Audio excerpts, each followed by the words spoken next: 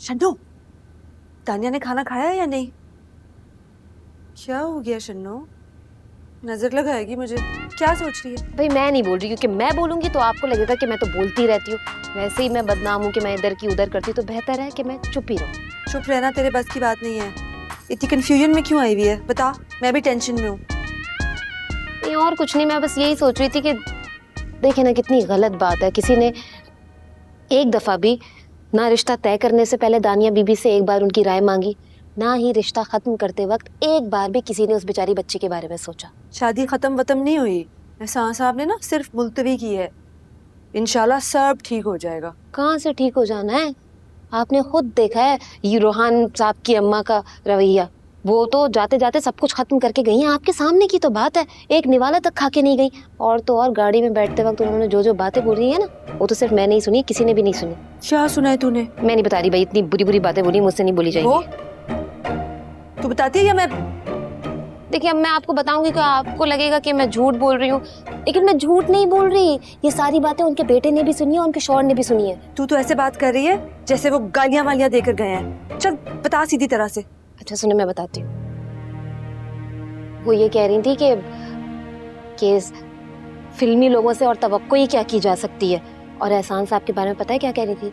कि एहसान साहब ने अपनी बीवी को लटका के रखा हुआ है, ना तलाक देते हैं ना अपने घर में लेके आते हैं। और तो और एक और बात कही उन्होंने, ये कि एक गैर शादीशुदा औरत को घर में रखा हुआ है।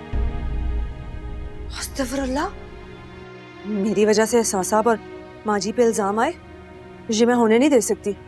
मैंने आज ही निकल जाना है इस घर से, जाने से पहले लेकिन पूरा हिसाब किताब करके जाऊंगी उस औरत के साथ। सनम, कब तक क्यों भागती रहोगी? क्यों हर दफा जाने की बात करती हो?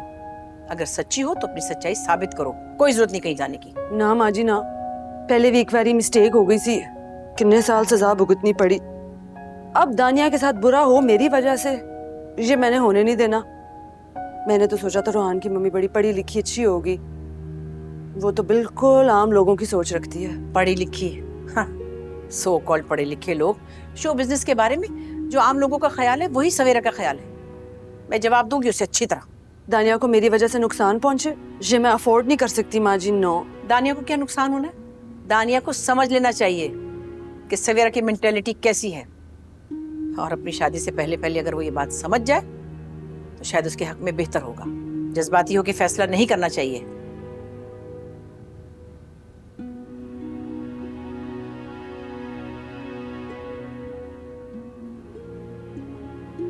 मैं बता रही हूँ, या तो अब ये किसी पे बिजली बनकर गिरेंगी या सीधा अपने बिस्तर पर। जितना धीमे लहजे में बात कर रही है ना अभी आपसे, उतनी ही अंदर से गुस्से में है।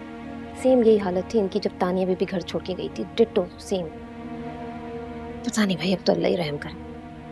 मुझे कुछ समझ में नहीं आ रहा।